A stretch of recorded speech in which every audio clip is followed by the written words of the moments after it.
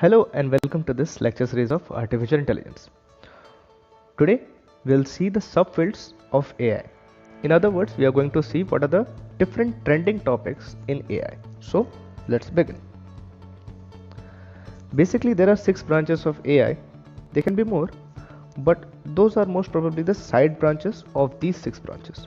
So the branches are machine learning, neural networks, expert systems, robotics, natural language processing, and fuzzy logic. So let's see one by one. First, we see what is machine learning.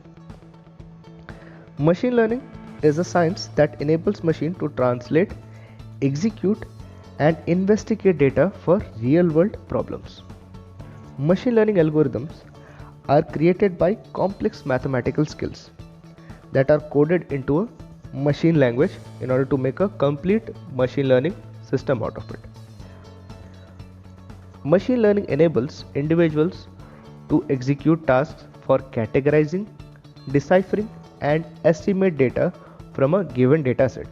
For example, you can see on the screen that the 2 different types of data is given, which is a dog and a cat. So, do you think a machine, a non-living thing, is capable to identify based on the pictures that which one is a dog and which one is a cat? Okay, do you think that? If your answer is yes, then most certainly it is the correct answer, because there is a branch in artificial intelligence that we are currently looking at. This machine learning can solve this problem.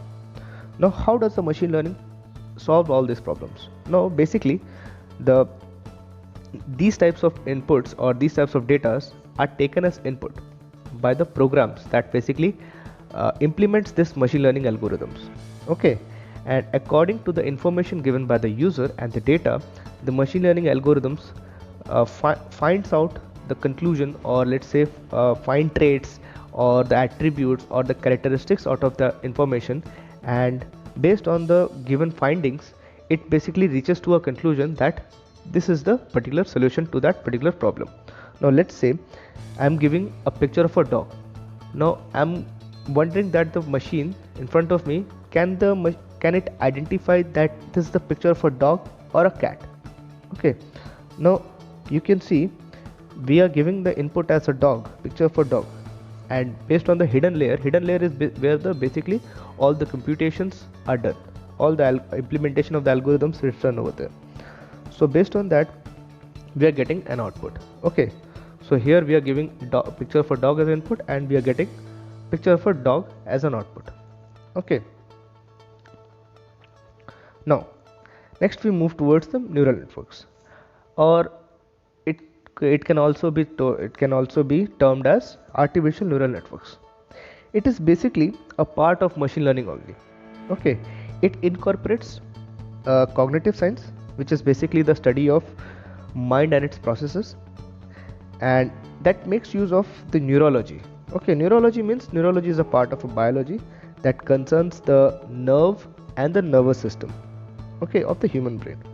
Now what basically this neural network does is it basically replicates whatever the human brain is. That is, we know that the human brain contains several billions of neurons in it. Okay, and to coding exact the brain neuron combination in a code is really difficult task, but using this neural network we can do that. Okay, and we can code that particular relationship into a machine, and the machine can behave like human brain. Now let's take an example and see if that happens, if it is possible, or if it happens or not. Now for example, you can see on the screen that a picture of dog is taken as an input. Okay, and we are converting that picture of a dog into different forms. Okay, and then identifying the particular traits out of each picture, and hence giving a predictive analysis that this particular picture is of a dog rather than a bird, cat, deer, or a frog.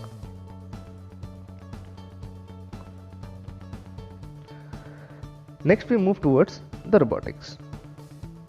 Robotics is the interdisciplinary field of science and engineering, and it basically incorporates with the mechanical learning, mechanical engineering, electrical engineering, computer science, and many other. Okay, robotics determines the designing, producing, operating, and the usage of the robots. It basically deals with the computer system for their control, intelligent outcomes, and transformation of information. Okay, robots are basically deployed for some repetitive tasks or the tasks which are basically laborious to human beings. Okay, robots are basically deployed to do that only. No, that is not the whole scope of the robotics. Okay, robots are basically for example, you can see on the screen that it is an example of a humanoid robot. Humanoid robot means the robot which exactly looks or walks or talks like human beings, but it is not that intelligent as the human beings, because our technology is not that advanced to create or to come near the complexity of human brain. So but here is an attempt to make a robot that thinks or walks like or talks like human being. So this robot is known as Sophia. She is the first robot to get a citizenship of any world. She can talk, she can express her feelings, okay, and she is highly intelligent. So let's see what is an expert system. Expert system, before going to it, let me ask you this. Have you ever gone to a doctor for any disease, or have you inquired about anything related to your SIM or broadband to the customer care? Yes, we all have done that at some point of time, because we know they are the expert. They can guide us so that we can reach our goal. But do you think that a machine can do all those things? Because a doctor and a customer care, we are conversing or talking to a person over there. We are not talking to a machine. But can a machine do that? Apparently yes, it can do that. How? Because there's a part in this there's a part of artificial intelligence which is called expert system that deals with these kinds of things. Now expert systems refers to a computer system that mimics the decision making intelligence of human expert. Expert systems were considered among the first successful model of artificial intelligence software. Now it was introduced in the 1970s. Okay, it was made to deal with the complex problems via reasoning through the bodies of proficiency, expressed especially in particular of if then else rules. Okay, now if then else rules, we have seen these rules, or let's say if else statement that we have seen in the programming languages, in the C, Java, Python and all those things. Okay, so this expert system works like in this way only, the if, using the if then else statements to generate or to process anything, to process any information. Okay, now let's see what is a fuzzy logic. Fuzzy logic, now we all know that what is a Boolean logic is. Boolean logic, which is either true or false, either black or either white, either 0 or either 1. There is no intermediate value. But how can we measure the alternatives which are partially true or partially false? Apparently there is a branch in AI which is known as the fuzzy logic. Now what is fuzzy logic? Fuzzy logic is a technique that represents and modifies uncertain information by measuring the degree with which the hypothesis is correct. It basically takes the input and it basically gives us the probabilistic way to see that the hypothesis is how much correct. Okay, for example, we can see that a same question is asked to two systems. First system is based on the Boolean logic and second system is based on the fuzzy logic. Okay, now Boolean logic will answer either in 0 or 1 or yes or no. Okay, now we can see in the fuzzy logic there are three outputs. First output can be very much, second output can be very little, and the third output will be very less. Now you can see in the Boolean logic there are two values only, 0 or 1. Now here you can see in the fuzzy logic there are intermediate values, the partially true or partially false values. Now very much means 0.9, which is near about 1. Okay, and very less means 0.1, which is near about 0. Okay, so here you can see these types of inputs and these types of informations are basically deals with the fuzzy logic only. Okay, now let's see our next topic, which is called the natural language processing. Now we can talk with any person we want. We can talk to our parents, we can talk to our friends, we can talk to our colleagues, we can talk to our mentors, we can talk to our teachers. But can we say the same things about the machines? Can machines communicate like human beings? Can we make them friends by whatever we are doing with the human beings? We can talk with them, we can express our feelings to them, and they can do the same, the other human being. But can a machine do all those things? We have seen tons and tons of movies that a person is talking to a machine and the machine is also replying with that level of intelligence. But do you think all of that is true? Well, as a matter of fact, not entirely of that thing or the picturization that is, or the thing that you see in the movies are entirely correct, but not entirely wrong also. Okay, so there's another branch which deals with all these attributes, which is called the natural language processing. Natural language processing basically depicts the developing methods that assist in communicating with the machines using the human language, such as English or German, or let's say Hindi, Bengali, Urdu, anything like that. Okay, NLP, or the natural language processing, is the processing of human language by computer programs. Okay, now there are different applications of this this natural language processing. Is first among that is chatbot. Chatbot is basically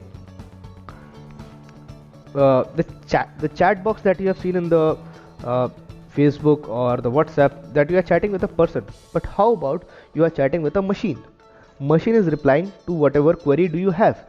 Now, for the real life example sake, you can visit the IRCTC website, and there you can see a chat box called Ask Disha. So whatever the query you write on that chat box, machine will reply. Okay, there's no human being replying to you. So this chatbot is basically a machine that interacts with human beings in a chat box. Okay, the next application is text translation. Text translation means translation of the text that is written over there, translating that from one form to another form. Now basically, let's say a language translation. Now I want this text which is written in Hindi, I want to translate that in English. That can be done using this natural language processing. Sentiment analysis. Sentiment analysis means which is used by the e-commerce website, just like Amazon, Flipkart. They basically interpret the intent of the user.